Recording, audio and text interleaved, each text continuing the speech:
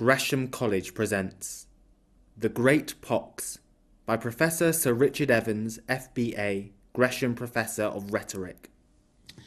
In 1494, the army of King Charles VIII of France invaded Italy. It got as far as the city of Naples, and he entered ceremoniously dressed as a Byzantine emperor. But this was the limit of his success.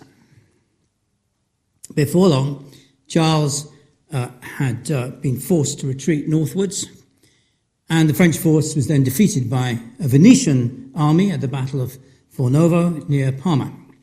And the defeat wasn't just military.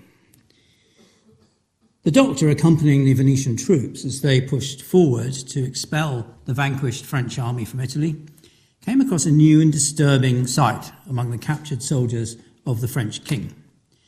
The doctor wrote that he encountered, I quote, several men-at-arms or foot soldiers who, owing to the ferment of the humours, as a reference to the orthodox medical explanation of the day as disease as an internal imbalance of humours or bodily fluids, these foot soldiers had pustules on their faces and all over their bodies. These looked, he said, rather like grains of millet and usually appeared on the outer surface of the foreskin. Some days later, the sufferers were driven to distraction by the pains they experienced in their arms, legs, and feet, and by an eruption of large pustules which lasted for a year or more if left untreated.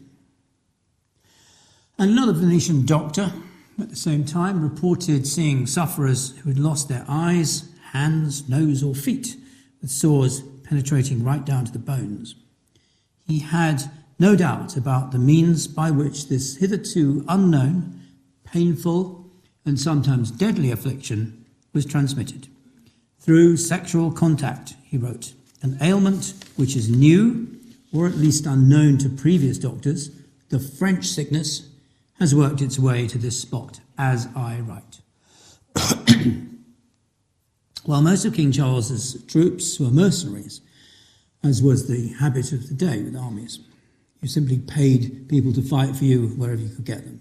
So they weren't just from France, but they came from Flanders, Switzerland, Germany, Italy, and Spain. As the defeated French troops were disbanded, they returned back to their various homes, carrying the new disease with them. Already in 1496, the first poem was written about the disease by the German humanist Sebastian Brandt, best known for his treatise The Ship of Fools, published in 1494 and illustrated by Albrecht Dürer, whose portrait of Brandt is shown here. Brandt's new publication was entitled De Pestilentiali Scora Sive Mala de Francois. It was widely distributed through the new medium of the printing press and illustrated with a woodcut showing the Virgin Mary sitting on a cloud with the infant Jesus on her knee, about to crown Maximilian von Habsburg emperor as he gathers his troops for a crusade against blasphemers. And the blasphemers are already being punished by God and the Virgin with the deadly affliction of the French Pox, which is shown clearly in the picture on the right there on the frontispiece. The disease's spread was relentless. By 1497, it had reached Scotland, where King James IV issued a proclamation against this contagious disease called Grandgore, which had broken out in Edinburgh. He ordered the infected to present themselves at 10 o'clock in the morning on the beach at Leith, where they will find made ready in the port boats which will be assigned to them by officers of that place, and will be provided with victuals which transport them to Inch, which is an island in the Firth of Forth, where they must remain until God restores their health. I suppose you could say that's an early version of the Leith Police Dismisseth Us. Just to make sure that they did assemble on the beach, the king added, anybody who's found to be infected who does not go to Inch, as has been set out here, by sunset on Monday, will be branded on the cheek with a red-hot iron. In fact, these drastic measures were not put into effect, but they did illustrate the alarm felt by authorities all over Europe in the 1490s as the disease began to affect the people they ruled. And it's even possible to chart the disease's progress by the names it was given in different parts of Europe. The Great Pox of Naples, Peste de Bordeaux, Gore de Rouen, and above all, of course, the French disease or the French Pox. And within a couple of years, the French sickness had spread across Germany. By the early years of the new century, the German sickness had broken out in Poland, and then we find mention of the Polish sickness in Russia. The Turks called it the disease of the Christians. The Persians called it the disease of the Turks. Before long, it was carried by Vasco da Gama and his ships to India and Japan too, where it was called, of course, the Portuguese sickness. And when it arrived in Tahiti and the Pacific in the course of the 18th century, it was the British disease. But from 1553, it was widely known as syphilis, from a long Latin poem published that year by Girolamo Fracastoro, a medical student of Copernicus. Entitled Syphilis, Sive Morbus Gallicus, it was an imaginary account of the shepherd Syphilus, who was punished for blasphemy by being made the first to suffer the pox, the name by which the disease was commonly known. In the poem, the people named the disease after him, and such was the popularity of the poem that the designation was quickly adopted almost universally by the medical profession. Treatises on the disease, accompanied by illustrations of the symptoms, were already appearing before the end of the 15th century. Here's one in the coloured woodcut, supposedly by Dürer, but it doesn't look to me as if it's really quite as fine a work that you'd expect from Dürer. One sufferer, Joseph Grünbeck from Augsburg, who was private secretary to the Emperor Maximilian, provided the first detailed description of the disease in 1496, adapting the woodcut used by Brandt to illustrate the symptoms. Grünbeck caught the pox, he reported, at an imperial banquet, which, he noted, was attended not only by Bacchus, but also by Venus, delicately put. Makes one wonder about imperial banquets in those days. And say, high table dinners in Cambridge and not all like that. Grünbeck soon began to experience a swelling of his sexual organs, followed by abscesses, and then pustules all over his body, all accompanied by excruciating pain. His friends and acquaintances began to avoid him. He was left to suffer, he says, alone. Searching for a cause, he recognised the sexual mode of transmission, but of course wondered why he had not caught the disease in previous sexual encounters. Remember, this is 1496, 2 years after its first appearance. And his answer lay, however, in an unfortunate conjunction of the planets, to in fact which he devoted the bulk of his treatise. This is an explanation, some of you may remember if you were here for my first lecture in this series, that was common in medieval medical accounts of the bubonic plague. Here's an illustration of the conjunction of the planets from Grünbeck's book. Now, despite this somewhat fatalistic view, there's nothing you can do about it, in other words, if the planets are involved, Grünbeck sought medical advice. But his doctors were, he reported bitterly, unwilling to contaminate fingers always warm from constant contact with large sums of gold by touching sordid ulcers. So these are, of course, the doctors at the imperial court, who were the height of fashionable doctors and charged accordingly. Treatment consisted, at that point, early on, usually of bleeding or purgatives to right the imagined imbalance of the humours within the body, or cauterization of the sores, very painful indeed, or covering them in mercury, or not so bad, perhaps ingesting a powder made from an American wood known as guaiacum. Here the doctors are preparing the potion and administering it. Another more elaborate treatment consisted of sweating in a dry stove, a remedy already in use in the late 15th century, though this illustration is from the 17th century, showing just how long these medical views on the disease remained current. Well, none of this worked. So Columban turned to what we would call nowadays alternative medicine, and also to folk remedies purveyed by dishonourable or low-class quacks, people who were not afraid to come into contact with him, or, as he described them, and he must have been desperate indeed to go to these people, uncouth men, cesspool emptiers, rubbish collectors, undertakers, cobblers, reapers, or menders, who had to lance the tubercles, those harbingers of countless horrible and incurable wounds, and thus drive away or suppress the consumption with pills, ointments, creams, or some other such medicine.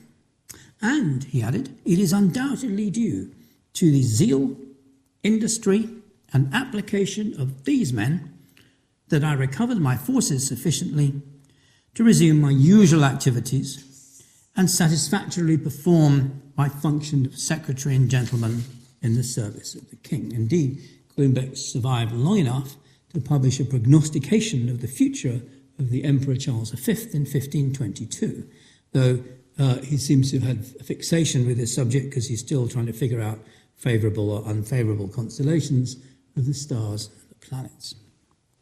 Well, where did this devastating new disease of the 1490s come from? All the contemporaries agreed that it was new. But looking to the stars, like Grünbeck, some found the most unfavourable conjunction in the heavens to have occurred in 1484. Those who regarded it as God's visitation on blasphemers, with the wicked, and above all, the sexually incontinent, found many precedents of plagues punishing the wicked in the Bible and indeed in ancient medical writings. There are certainly references in earlier sources to sexually transmitted disease, but all of these ailments were described in the literature of the time as aspects of a single sickness. The crucial thing was its mode of transmission. The sources don't really give any detailed description of the symptoms of these diseases. They just lump them all together.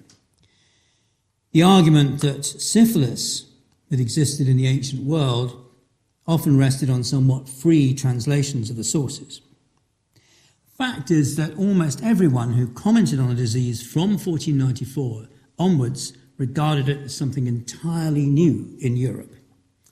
And, of course, the fact was not lost on most of them that this was the time when Christopher Columbus returned from his first expedition to America, or the Indies, as they were still known at the time, since he didn't actually realise for a while that he'd discovered a new continent. Take, for example, Gonzalo Fernández de Oviedo de Valdez, a Spanish noble born in 1478 who knew Columbus, interviewed some of Columbus's fellow sailors, and himself later visited and wrote about the Americans. Valdez told the King of Spain in the 1520s, the first time this sickness was seen in Spain was after Admiral Don Christopher Columbus had discovered the Indies and returned from those lands. It spread to Italy with Spanish troops who fought there against King Charles of France. Similarly, the Portuguese doctor, Rodrigo Diaz de Isla, reported that he had treated a number of Columbus's crew for the disease when they landed in Barcelona, and that the pilot Pinzon had died of it almost immediately on his return. And on their initial landfall in Portugal, only Columbus had been allowed to step ashore, and so the disease had not spread there. No doubt, the brothels of Barcelona were quickly infected by the returning sailors, and from there, indeed, the disease spread to Italy with the troops. By the time Bartolomé de las Casas wrote his General History of the Indies in the mid-16th century, it had become widely accepted that, as he said, the disease was brought to Spain by those first Indians whom I saw as soon as they arrived. It was they, he says, who brought the pox into Spain by infecting the air or in some other way, or perhaps it happened when some Spaniards came back with the pox on their first return to Castile. Now, some modern archaeologists have cast doubt on this view. They've suggested that traces of the disease were found in the bones of Europeans buried long before Columbus's expedition. But in December 2011, just a few months ago, a systematic investigation of all 54 cases featured in published reports showed that none of this skeletal evidence holds up when subjected to standardized analyses for both diagnosis and dating. In fact, the skeletal data bolster the case that syphilis did not exist in Europe before Columbus set sail. The bacterium Treponema palladium that causes syphilis and its various subforms and other related diseases such as yours was genetically sequenced as long ago as 1998. And this has further helped research into when exactly it arrived in Europe. Another study at Emory University in Atlanta, Georgia, in 2008 used phylogenetics, the study of the evolutionary relations between organisms, to study 26 geographically disparate strains of the organism that causes syphilis and related diseases. And it found that the venereal syphilis-causing strains originated most recently. Their closest relatives were strains collected in South America that caused the treponemal disease, yours. As the researchers concluded, the evidence keeps accumulating that a progenitor of syphilis came from the New World with Columbus's crew and rapidly evolved into the venereal disease that remains with us today. Argument continues over whether the disease was already sexually transmitted in the Americas, or whether it only became so when it was imported into Europe. But as to the date when it arrived in Europe, I think there's now very little room for doubt. Syphilis, indeed, was part of what's become known as the Columbian Exchange, a wide-ranging exchange of humans, animals, plants, and other organisms between Europe and the Americas, inaugurated by Columbus in 1492. Before this, there'd only been very temporary, short-lived contacts, notably by the Vikings in the Central Middle Ages. After Columbus, however, came the Spanish and the Portuguese conquistadors, bringing smallpox and the common cold, which between them destroyed the civilizations of the Aztecs and the Incas, who had no immunity to these diseases. The slave trade brought huge numbers of human beings from Africa. The horse came, changing dramatically the lifestyle of the Plains Indians, who were used to images on wild Western in films of Plains Indians charging around on horses. They didn't have any before Columbus arrived, and then the conquistadors. In the other direction came not only syphilis, but also many other rather more welcome visitors, ranging from potatoes and pumpkins. You see the pumpkins all over the place now for Halloween, just remember they're American, to courgettes and artichokes. Perhaps the most destructive of all exports from the Americas to Europe were tobacco, sugar, and chocolate, all three probably more dangerous even than syphilis. But it was syphilis that initially caused the most widespread suffering and death. But by the mid-16th century, observers were beginning to note that it was declining in virulence. Even in 1546, Fracastoro noted, although this pestilential disease is at present still fully active, It's no longer the same as it was at first. Pustules, he reported, were now only to be found on a very small number of patients, and the pains are negligible or very slight. The sickness, he said optimistically, is in decline.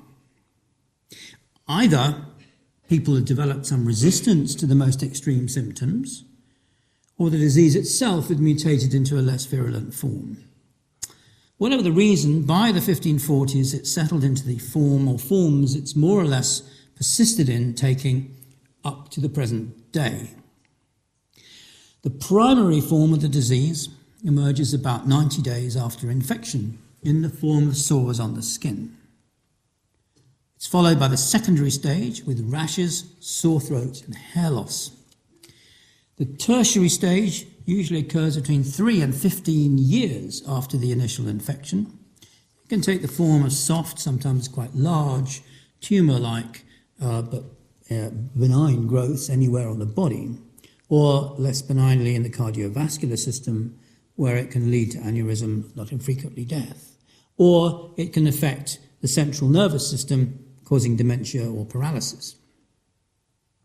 Not everyone who develops each stage goes on to the next one, and some have an asymptomatic but still mildly infectious variant. And it can also be congenital, passed on before or during birth, sometimes showing a characteristic deformation of the nose or other physical or neurological problems. Gérard de Leresse, here shown in a portrait by Rembrandt, is widely thought to have suffered from congenital syphilis, though neither he nor Rembrandt was aware of it. There is in fact no other evidence apart from this painting for this theory, though it is known that Gérard de Leresse went blind later in life. Treatment for the disease remained more or less the same as it had been on the disease's first appearance. Guaiacum, the powdered wood shown being prepared and administered in this painting by the 17th century Dutch artist Stradamus or Jan van der Street, did not help effect a cure, but at least it was relatively harmless in comparison to the standard treatment by mercury, usually in a steam room, which helped generate mercury vapours which the patient breathed in during the 20 to 30 days of therapy. Side effects of mercury therapy included the loss of teeth, shaking, paralysis, and a lot more, though typically these are usually ascribed to the disease rather than the cure. Later on, the ingestion of mercury in a potion such as Van Swieten's liquor became more common, administered in a variety of ways, as this 17th century Dutch pamphlet shows. You can see various things, they're heating the liquid, giving it to people in a number of different ways. Bloodletting and purgatives continue to be used in accordance with the still dominant humoral theory of medicine. Medical treatises began to identify the various stages of the disease, but in general no real advances were made in treatment or prevention, except by general warnings against licentiousness and advice to wash oneself after intercourse. As hospitals began to be founded in the late 17th and early 18th centuries, wards for the treatment of syphilitic patients were established. But as with most diseases of the time, hospitals did little or nothing to effect a cure, and indeed probably made things worse, since their general lack of cleanliness and hygiene made them ideal centres for the spread of infection. As a sexually transmitted disease, the Great Pox also became the subject of widespread moral disapproval and condemnation, a punishment visited by God not upon the human race in general, as some had thought to begin with, but on errant and immoral individuals. And I've already shown some slides where it's said to be visited upon blasphemers, for example. And of course, this new discourse fitted in well with the new moral severity of the Reformation and then the Counter-Reformation in the 16th century, and then Pietism and Puritanism in the 17th. The writer and moralist Erasmus of Rotterdam argued, for instance, that if a man got married and concealed from his bride the fact that he was, as Erasmus put it, a slave to that very strict mistress, Syphilis, the first use recorded use of the word as a synonym for the pox, incidentally, then she would be justified in abandoning him. One of the characters in his tract says such men should be castrated. When another character says, "What would you do to women?" he replies, "I'd give them chastity belts." As an Italian writer from the early 17th century concluded, the searing droplets of this cruel sickness fall on those who are hot with love and dirtied with lust. It is a punishment for their misdeeds and their shameful desires. Well, of course, in the 18th century, things began to change. There's a fashion for libertinism. Aristocracy took to wicked ways, founded such institutions as the Hellfire Club, reacting against moral Puritanism. And this led to renewed spread of the disease, noted by many commentators. In Voltaire's Candide, a beggar turns out to be none other than Pangloss, all covered, says Voltaire, in pustules, his eyes lifeless, the end of his nose eaten away, his mouth skewed, his teeth black, speaking throatily, tormented by a violent cough, and spitting out a tooth with every effort. As Pangloss confesses, he caught the disease from our august baron's pretty maid. In her arms I tasted the delights of paradise, and they have led to the torments of hell, which, as you see, have devoured me. She was infected with this thing, and perhaps she's died of it. But typically for Voltaire, the infection's then traced back to a Jesuit. In similar critical vein is Hogarth's series, A Harlot's Progress. Moll, the heroine or anti-heroine, eventually dies of syphilis while the doctors dispute over the proper treatment of the disease. You can see them arguing there on the left, and then on the bottom left, the landlady stealing her clothes.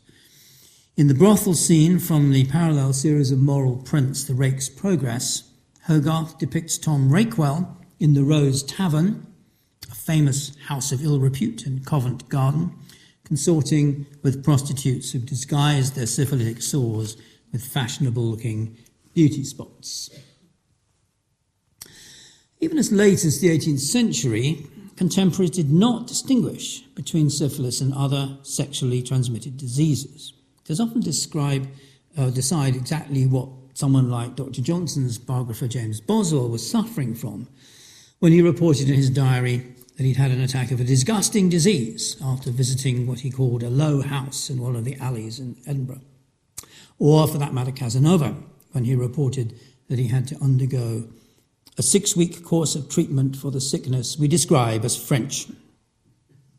By this time, attitudes had become somewhat casual, perhaps reflecting a decline in the disease's virulence. Casanova, for example, reported that when a surgeon whispered into my ear that my valet had the pox, I burst out laughing. I was expecting some horror. Nevertheless, its effects could still be deadly.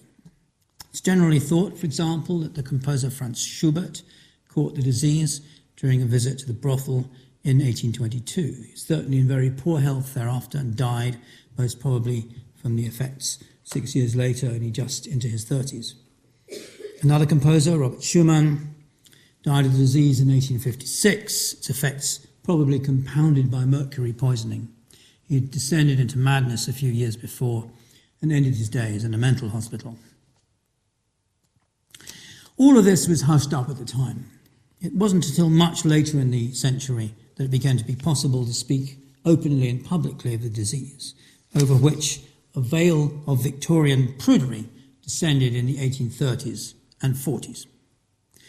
The Norwegian dramatist Henrik Ibsen's play Ghosts still caused a public scandal when it was first performed in 1894, because it featured the long-term effects of a sexually transmitted disease on one of the principal characters. The Daily Telegraph, predictably enough, I suppose, was one of those that condemned what it called Ibsen's positively abominable play entitled Ghosts. An open drain, a loathsome sore, unbandaged, a dirty act done publicly, gross, almost putrid indecorum. It just sounds more like Daily Mail, doesn't it, really? At the end of the play, the character descends into madness typical of tertiary syphilis. Such an allusion to sexual immorality was considered unacceptable on stage even in the 1890s. It was far more usual for most of the 19th century to allude to syphilis in a very roundabout way, as when, for example, Mr. Rochester's first wife, the madwoman in the attic in Charlotte Bronte's Jane Eyre, is described as intemperate and unchaste. So the readers can pass quickly over the cause of her madness if they don't want to inquire into it too closely.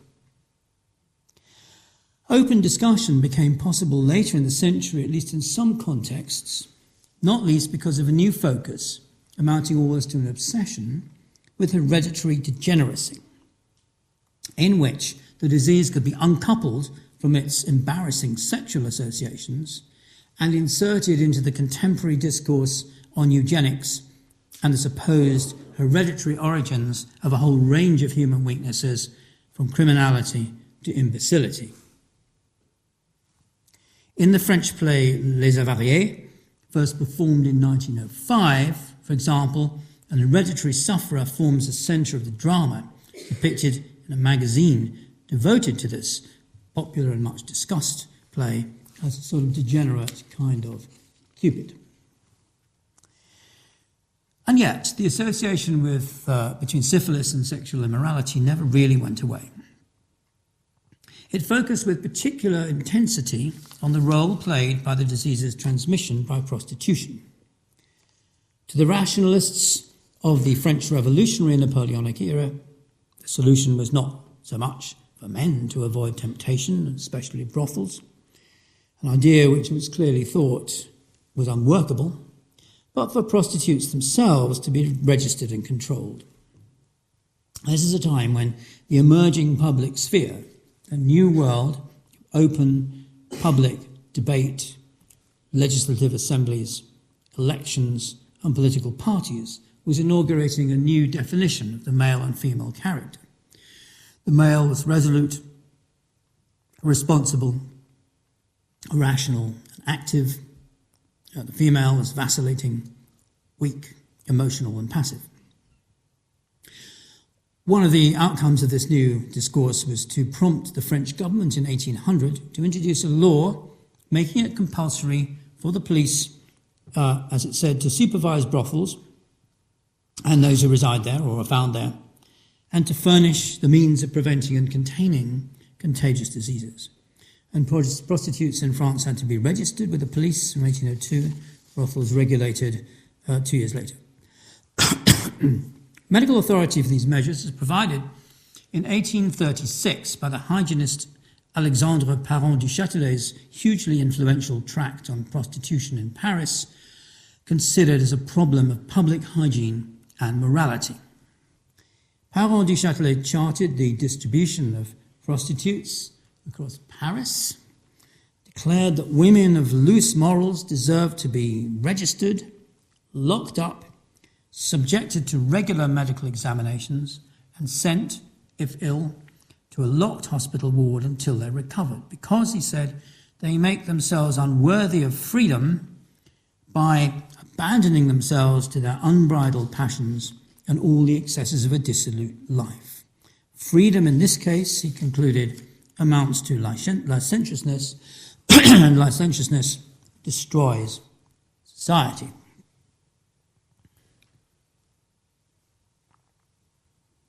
Keeping prostitutes under control, what he said, prevent men from corrupting honest and innocent women, because the prostitutes would be medically supervised.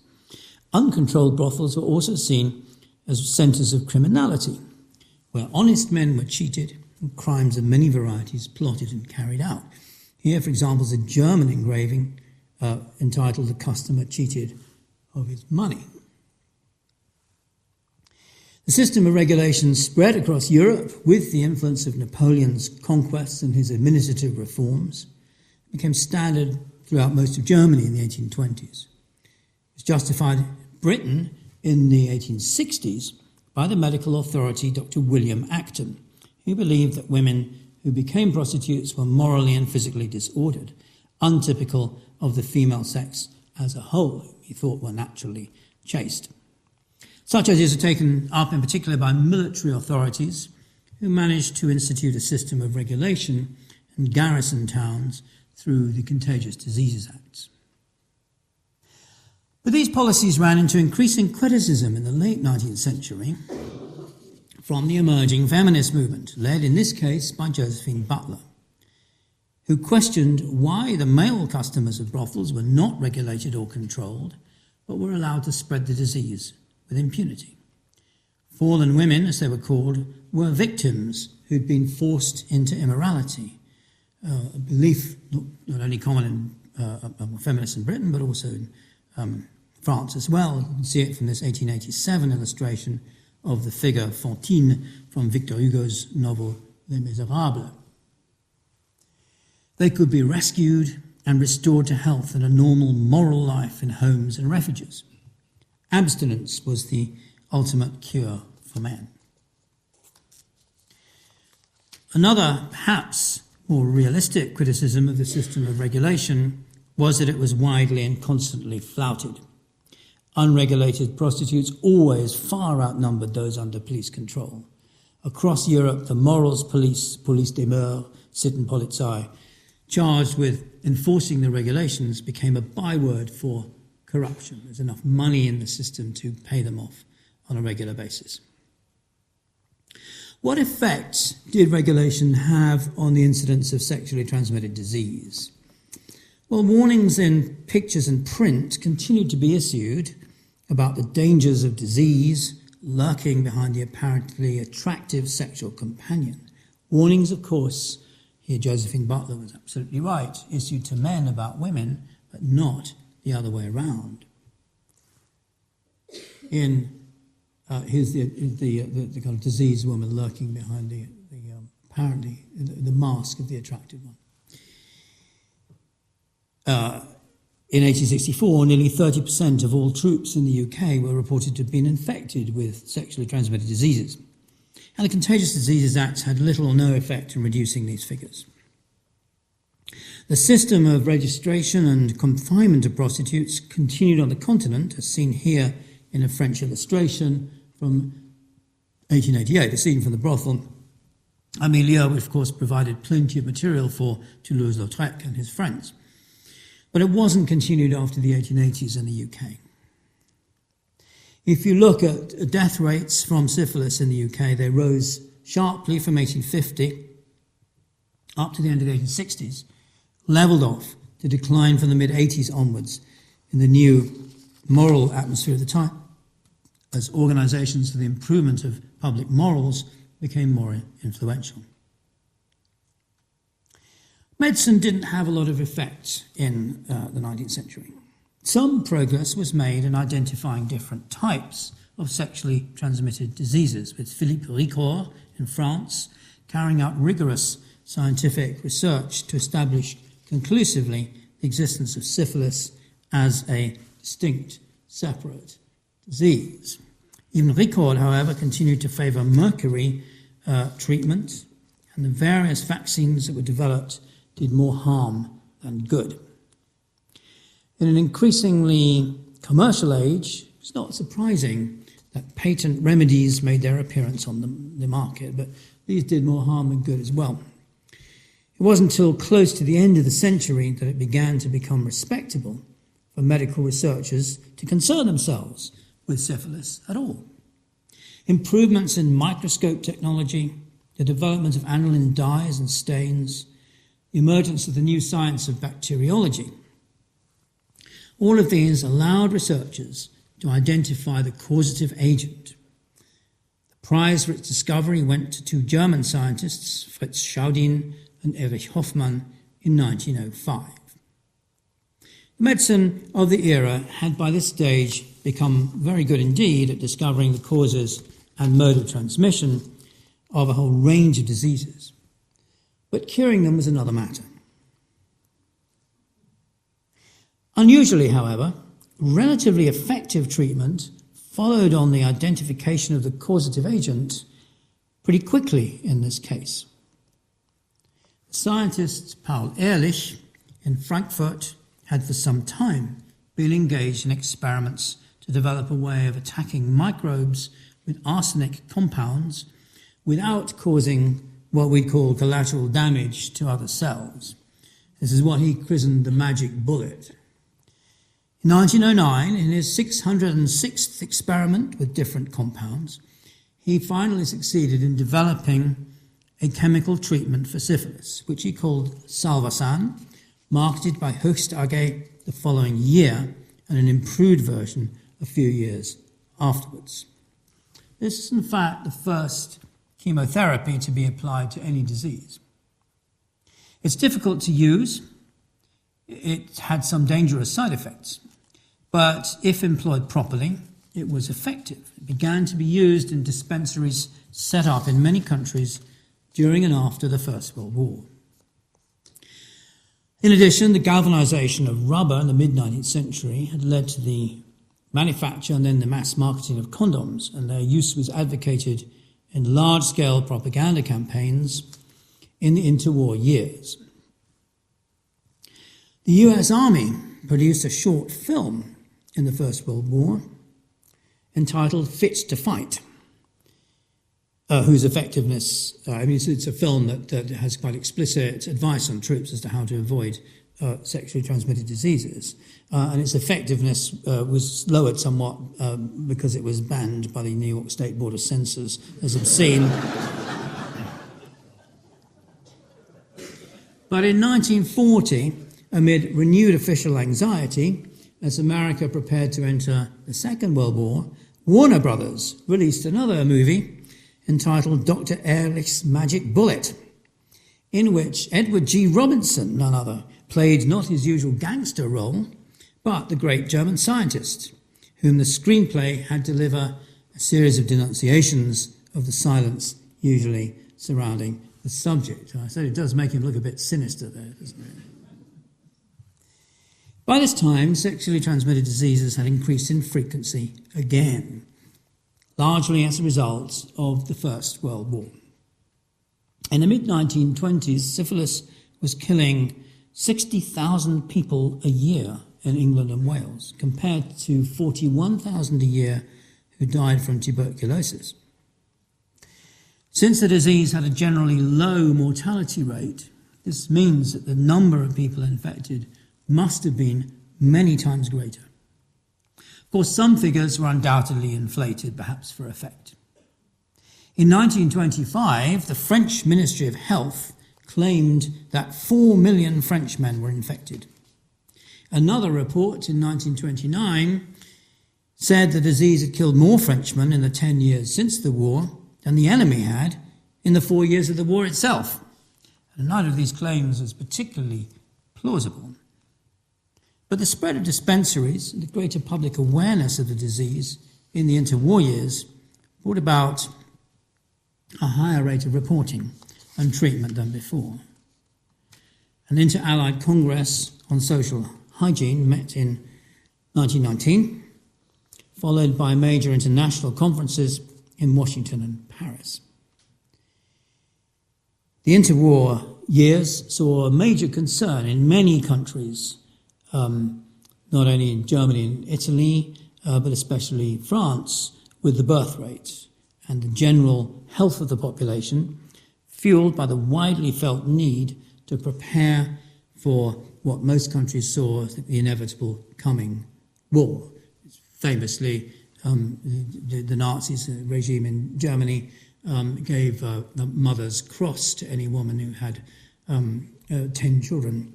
The Italians gave prizes, the French gave prizes. There's a lot of propaganda put out for women to have more children, and a corresponding effort to build up their health, found clinics, have physical exercise, and so on. And part of this was the campaign against sexually transmitted disease. There's a whole variety of voluntary associations emerge for their prevention.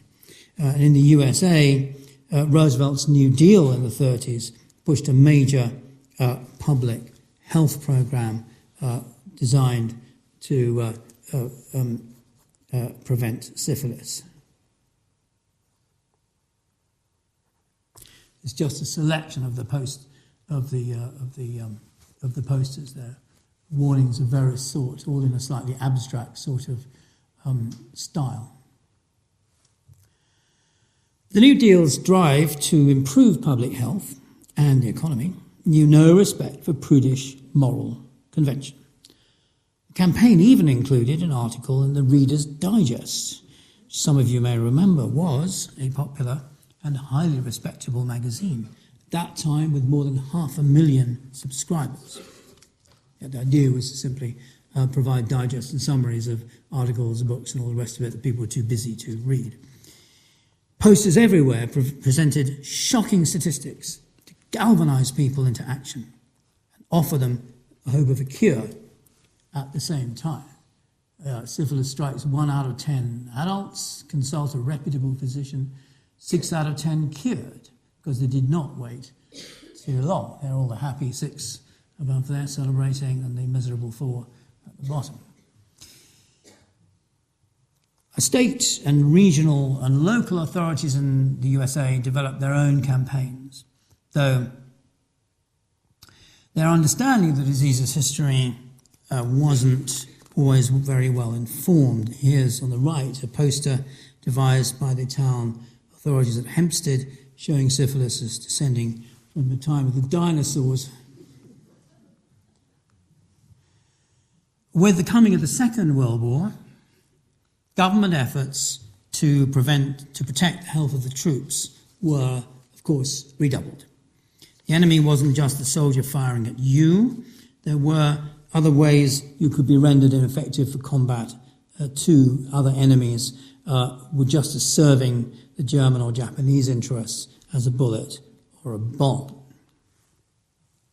These are 2 posters from the Second World War.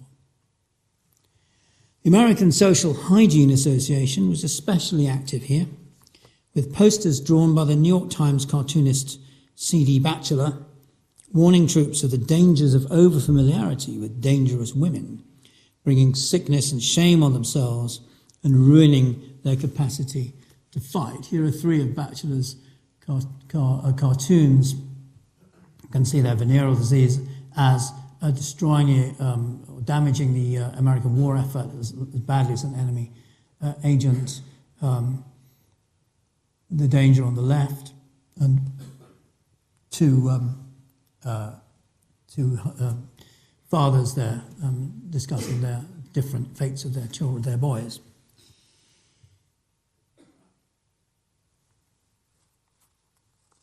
It's the munitions factories where the war effort has damaged at home. The 2 women labelled syphilis and gonorrhea as portrayed as transients lurking around outside US military facilities. And the middle-aged gentleman says, "My boy was wounded in the African landing." The other says, "Mine was wounded in this country by a streetwalker." Now, the American obsession with finding an effective cure led to 2 clinical experiments that later became infamous examples of the cavalier disregard for basic principles of medical ethics. In 1932, the US Public Health Service began trials with a carefully selected population of 399 poor black sharecroppers in Tuskegee, Alabama, who had already contracted syphilis before the study began. They were offered free medical therapy and meals, but they were told they were being treated for bad blood. And they were treated with mercury, salvarsan and bismuth in a variety of tests, all of which had unwelcome side effects. They were subjected to painful, dangerous and completely irrelevant spinal taps. Some were given placebo treatments to try and measure the efficacy of these other remedies. 250 of the men registered for war service, but they were found by army doctors to have syphilis. Experimenters tried to stop them getting treatment. The rest of the subjects were denied access to penicillin right up to the time when the study was brought to an end in 1972. after concerned doctors had alerted the press about the experiment. By this time, 28 of the original 399 men had died of syphilis, 100 had died of related complications, 40 of their wives had been infected with the disease, and 19 of their children had been born with the disease. And these are clearly racist and non-consensual experiments, which probably contributed to a subsequent reluctance of African Americans to seek medical help. They also led, however, to a wholesale revision of basic ethical standards in US medicine and to a public apology by US President Bill Clinton to the survivors and the victims' families in 1997. Well, this wasn't the end of the story by any means. In 2010, an even more gross violation of medical ethics was discovered when it was revealed that the US Public Health Service had deliberately infected about 1,500 soldiers, prostitutes, prisoners, and mental hospital inmates in Guatemala with syphilis and other diseases between 1946 and 1948, with the cooperation of the Guatemalan government in an attempt to gauge the efficacy of treatment with the new antibiotics. In some of the experiments, US health officials actually paid prostitutes to have sex with prisoners. Treatment with penicillin was completed in only a quarter of the subjects. The program was stopped before treatment could become fully effective because of the expense of penicillin at the time. US governments now apologized to Guatemala for this program, but it illustrated once more how widely medical ethics were disregarded at the time, a subject I'll return to in later lectures. Well, as the mention of penicillin already suggests, the situation was eventually changed by the development of antibiotics in the immediate post-war years. From the early 1950s, penicillin was used as a treatment. It proved highly effective, particularly in preventing transmission from infected pregnant women to their children. The results, indeed, were spectacular, and by the 1960s, it was widely believed that the disease was on the way to complete disappearance. Yet, from the 60s onwards, with the advent of the contraceptive pill, the incidence of the disease began to increase again. It's now generally accepted that it's endemic in world populations with particularly high incidence in Africa.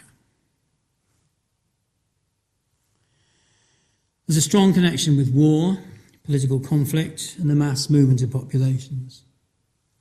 You can see it's in particularly on the Horn of Africa, which has been the subject of the area of particularly serious conflicts in recent years. In 1999, there's said to be 12 million cases of syphilis worldwide, especially in the developing world. And the advent of AIDS, which I'll talk about in the last lecture in this series, unfortunately pushed other sexually transmitted diseases off the front page. While it quickly became possible to talk openly about AIDS, the same, curiously, does not seem to be true of the Great Pox, which remains still a subject it's felt shameful to talk about. Well, the same is not true, indeed never has been true, of a very different but no less deadly infection, namely tuberculosis, which rapidly became, as it were, domesticated, and even the subject of lengthy, detailed and sympathetic representations in literature. And it's to this, the so-called White Plague, that I'll turn in my next lecture on the 27th of November. Thank you very much.